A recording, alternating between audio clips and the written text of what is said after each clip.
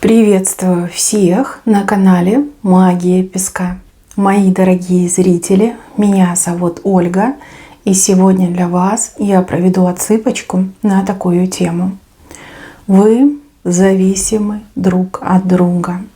Между вами безумное притяжение, но при этом отношения не выстраиваются. Давайте посмотрим, почему так произошло. И что ждет дальше вашу пару, либо эти ваши зависимые отношения. Загадайте, пожалуйста, на себя и на мужчину. Задайте свои вопросы. От чего такая зависимость? От чего так тяжело друг без друга? И что будет дальше между нами? И пусть нужная и важная информация вас, мои дорогие хорошие, обязательно найдет. Я прошу высшие силы дать мне возможность ответить на все ваши вопросы и послать для вас только лишь самую важную, нужную и полезную информацию.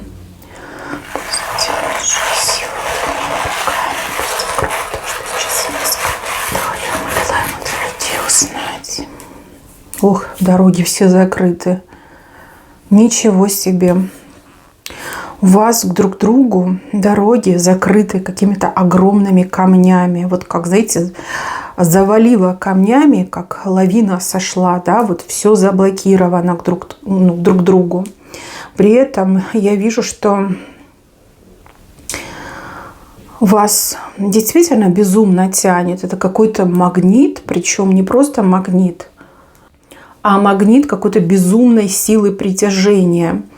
Вот такой, что прям сердце рвется на части, хочется орать, выйти, стены крошить. Вот настолько больно, настолько не хватает этого человека. Я вижу вас, мои хорошие, что вы пытаетесь себя вытащить из этого состояния. Вы запрещаете себе думать о нем.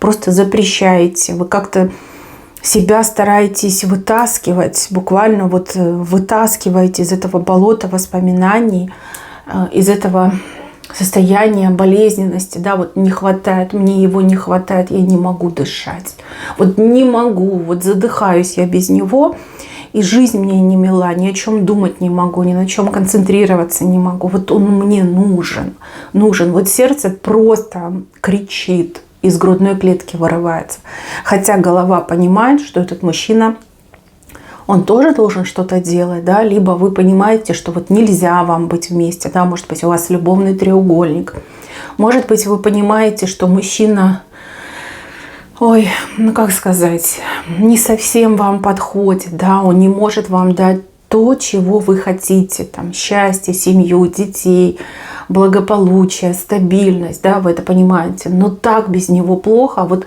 есть же такое выражение: на стенку готов лезть. Вот и вы лезете на эту стенку, вы не знаете, как себя усмирить. Вот кто-то из девчонок даже принимает медикаменты, которые помогают успокоиться, но вам они не помогают, вам уже ничего не помогает. Вы, скорее всего, все испробовали, на людях вы держитесь. Но когда вы дома, особенно вот вечер, ночь, вот прям места себе не находите, вот так вам его не хватает. Что касается мужчины. У мужчины вообще страшная картинка показана. Мужчина разрывается на части. Просто вот его разрывает. Я так понимаю, что все-таки это про любовный треугольник. Хотя, может быть, у него еще какие-то обязательства, ответственность, может, какая-то работа, может, родители пожилые, да, вот, ну, рвет его на части. Если вы рветесь к нему, то его рвет на части. Ну, ровно пополам разрывает. И у мужчины еще показано, ну, как принято, да, что мужчина – это сильный пол, они менее восприимчивы, но у этого вашего мужчины, у него, ну, действительно, на уровне физиологии уже какие-то прям процессы чуть ли необратимые пошли. Ну, допустим, у него там давление очень сильно повышается, либо у него там спазмы сосудов начались, да, вот прям здоровье в хлам летит. Вот так мне идет. Вот настолько ему плохо. И выглядит он сейчас очень плохо. Если вы выглядите очень хорошо, но вы как бы от природы красивая женщина, еще за собой следите, то у мужчины прям диагноз на лице написан. И его диагноз – это вы, это ваше имя. Ваше имя и фамилия – это его диагноз, девочки. И, возможно, да, он ходит там к врачу, ему там говорят, ну вот то и то, мы не понимаем природу происхождения вашего заболевания, либо недомогания вашего вот этого болезненного состояния.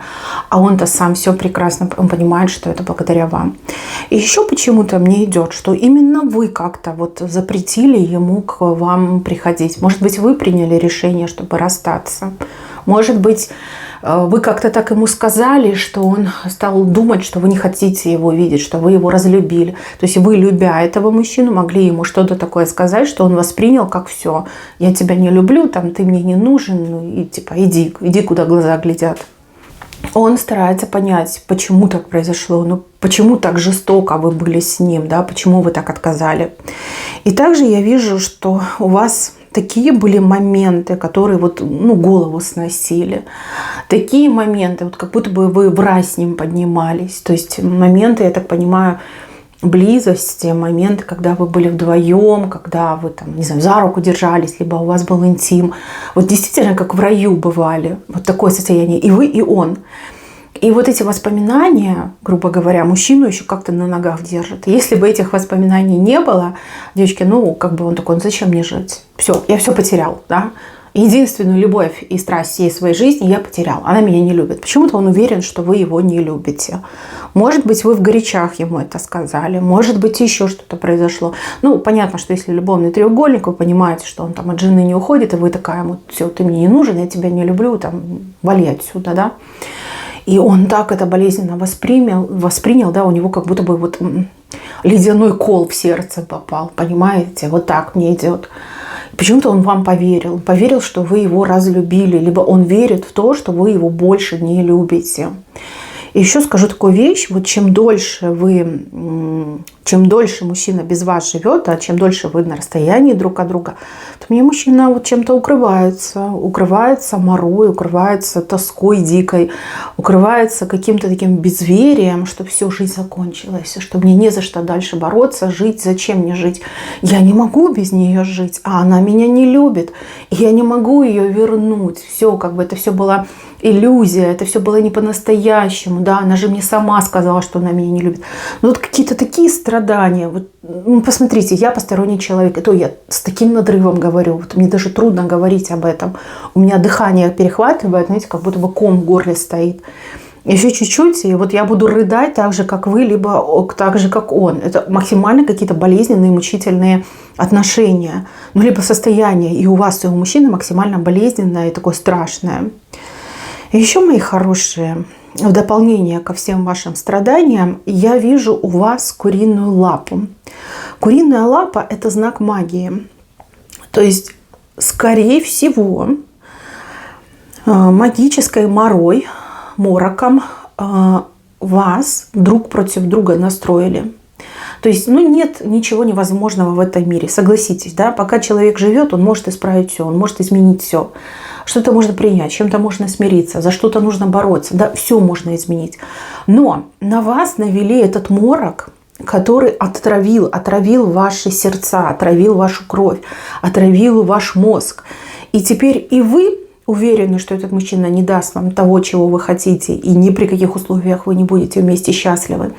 И мужчину отравил этот морок, и мужчина просто уверен, что вы его больше не любите, и он вам категорически не нужен. Понимаете, какая страшная вещь произошла? Да, бывают такие магические практики, когда именно закрывают мороком. Это не приворот, это не привязка, это не порча. Это именно был морок. Людей друг от друга развели мороком. Вас, значит, на одну программу подсадили, что он тебе не даст счастья, а его на другую, что она тебя не любит. И теперь из-за этого морока вы оба страдаете. Страдаете, хотя могли бы быть счастливыми. Понимаете, как это ужасно? И еще я вижу ангела над вашей парой. Ну, ангел всегда говорит о том, что ваши отношения по судьбе. То есть вы по судьбе встретились, вы по судьбе друг друга полюбили. Но не по судьбе вы расстались, а расстались именно из-за этого морока. Морок пришел со стороны мужчины. То есть это с его стороны кто-то мороком вас разлучил.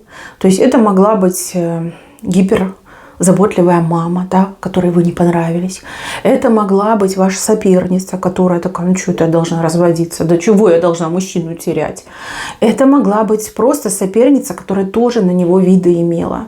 Вот. Но вот тот, кто сделал этот морок, он сейчас сам в ужасе от того, что натворил. Потому что мужчина, ну извините за слово, но он загибается. Вот здоровье, я уже сказала, летит. Сам он весь как выжатый лимон, накрывается этим темным саваном. Понимаете, человек ужас. Я говорю, как исправить?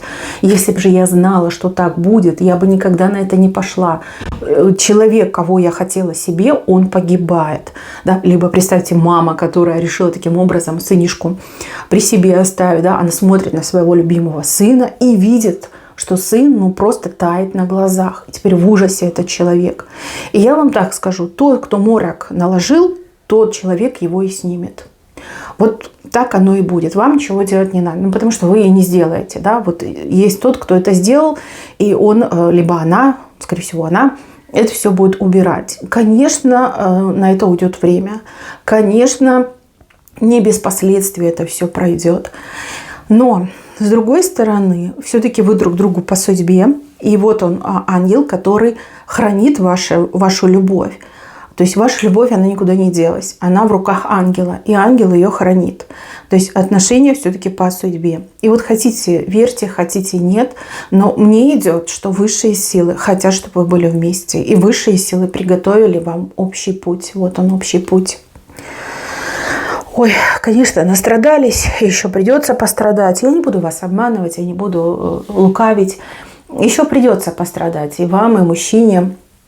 Но, с другой стороны, все эти страдания, они, хоть и не без последствий, но все-таки пойдут на благо вам. Почему? Потому что в этих страданиях ваша любовь прорастет сквозь эти колючки и сорняки. И она станет очень и очень сильной. И эту любовь уже невозможно будет испортить, сломать, подкосить, выкопать. Да? Невозможно будет. Настолько она углубится корнями, да, и в вас, и в мужчине прорастет. Настолько вот у этой любви появится защитная такая вот как система, хочется сказать, да, защита, да, вы выработаете эту защиту. Когда вы воссоединитесь, а вы точно воссоединитесь, ну да, будет жаль потраченного времени, конечно, будет обидно за все эти страдания, которые, ну вот они выпали на вашу долю, да. Но с другой стороны, вы настолько будете любить друг друга, настолько ценить, настолько оберегать друг друга, что уже ничего не сможет испортить ваши отношения. Вот идет мне любовь через боль, да, любовь через испытания. Кстати, возможно, это и кармические отношения. Да? Они никогда не бывают простыми, они никогда не бывают легкими. Но пройдя вот эти испытания, эти отношения становятся самыми счастливыми. То есть будет такой день в вашем будущем, когда вы как-то отстраненно, абстрагированно будете вспоминать все то, что с вами произошло. Уже не будет болеть, уже не будет жаль себя, мужчину, потраченного времени.